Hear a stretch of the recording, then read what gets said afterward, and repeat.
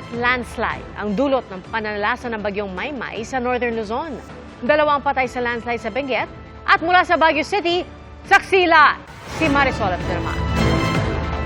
Marisol?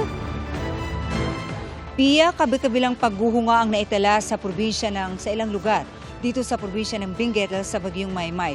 Sa La Trinidad nga, 3 individual ang natabunan nang gumuhunga ang lupa at matabunan ng isang kainan sa gilid ng kalsada sa kasagsagan ng malakas na ulan. Tulong-tulong sa paghuhukay ng lupa ang mga rescuer sa Barangay Silan sa La Trinidad, Benguet. Pasado alas 9 kaninang umaga. Natabunan ng gumuhong lupa, putik at mga bato ang kusina ng isang kainan sa tabing kalsada sa gitna ng pananalasan ng bagyong Maymay. 3 kusinero ang naiulat na na-trap sa guho. Pasado alas 10 ng umaga, nasagip ang lalaking 55 anyos. As of now po ma'am, stable condition na po, nasa ospital na po ma'am. Ang sabi lang po is for monitoring pa siya ma'am, hindi pa po na-discharge. Na-pull out nila po yung isa, naitakbo sa ospital. Unfortunately, yung dalawa, huli na. Kasi na-pull out na po sila by 10 AM at yun nga, wala na po silang buhay.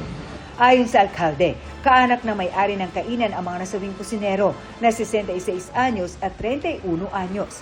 Pahirapan ang pagkuha sa labi ng 2 biktima na naipit sa guho ayon sa mga rescuer. Ang La Trinidad LGU nangako ng tulong sa naulilan ng mga biktima. Ayon sa alkalde, nangyari ang pagguho kasunod ng malakas na pag-ulang naranasan doon mula pa kahapon. So sa measurement po ng ating Municipal Disaster Risk Reduction Management Office, umabot po tayo ng mga almost 200 mm na buhos ng ulan. Ibig sabihin, ito po ay unusual. So, malakas po ito. Pansamantala namang isinara ang Longlong Baliti Tamawan Road sa Barangay Pugis dahil sa landslide. Gumamit ng heavy equipment para maalis ang mga humambalang na lupa at bato.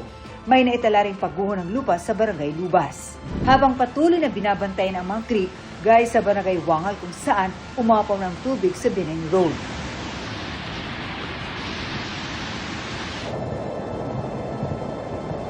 Kaliwat kanan din ang mga pagguho sa iba pang bahagi ng lalawigan, gaya ng rock slide sa Cam 6 sa Cannon Road sa bayan ng Tuba at sa Barangay Ampusungan sa bayan ng Bacon kung saan isang linya lang ang nadaraanan kanina sa Governor Bado Dangwa National Road. Sa gitna ng masamang panahon, ipinag-utos ng Benguet Provincial Government na suspended until further notice ang operasyon ng mga small-scale mining at quarry, pati na ang mga aktibidad sa ilog at mga tourism-related adventure activity. Sa Bontoc Mountain Province, hindi madaanan ang bahagi ng Talubin-Barlig-Calacad Road at Barangay Talubin dahil sa rock slide.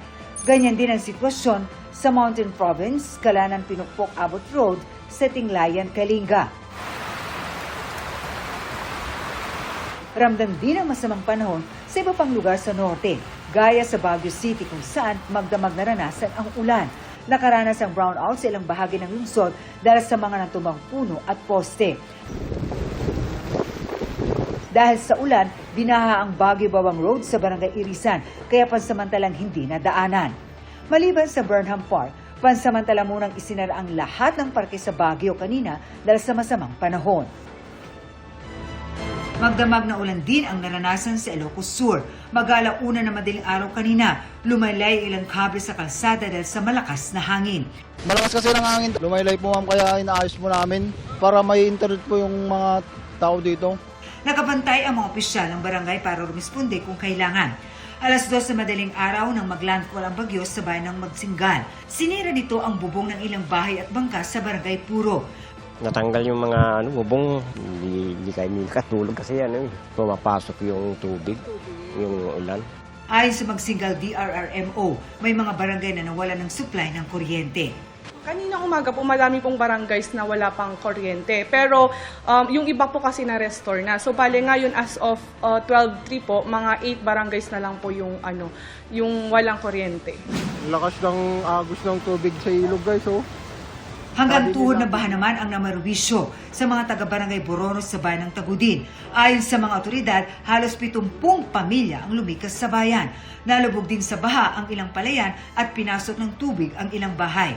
Nakaranas din ng malalakas na alon sa mga baybayin ng Narvacan. Sa La Union, bumaha sa ilang lugar dahil sa ulang dala ng bagyong Maymay at Habagat. Kabilang sa binaha ang San Fernando City, Bawang, Nagilian, San Juan at San Gabriel. Pero ngayon po ay nagsusubside naman na po yung pagbaha po dahil medyo humina naman na po yung pag-ulan na nararanasan po natin dito, ma'am, sa province. Sa bayan ng Agoo, tuloy-tuloy ang clearing operations para tanggalin ang mga humambalang na puno sa kalsada. Nilinis din ang mga daluyan ng tubig sa San Fernando City. Bago pa man ang masamang panahon, lumikas na ang mga residente sa coastal areas ng San Fernando. Ayon sa La Union Provincial PIO, mahigit 5,000 pamilya sa probinsya ang apektado ng bagyo. May mahigit 800 pamilya ang nananatili sa mga evacuation center sa probinsya. Mahigit 400 naman ang lumikas at nakikisilong sa kanilang mga kaanak. Mahigit 6,000 at 500 pamilya ang apektado ng bahain ang nasa 40 barangay sa Pangasinan. Sa barangay Lasip sa Calasiao, lampas tuhod ang baha. Ayon sa barangay, natuklas ang mayroong tagas ang floodgate ng dike, kaya dumiretso doon ang tubig mula sa ilog. Dahil nga po sa pagtaas ng ating kalsada, dahilan din po ng pag-stock ng tubig sa ating mga kabahayan. At isa din po yung kakulangan ng drainage. Pia, may mga inilikas na sa mga landslide-prone areas sa La Trinidad. Round the clock na rin ang monitoring ng mga otoridad, kabilang na riyan ang Baguio City kung saan tayo naroon ngayon na nagpatuloy na nag-monitor nga. At live mula rito sa Baguio City, ako si Marisol Abduraman, ang inyong saksi.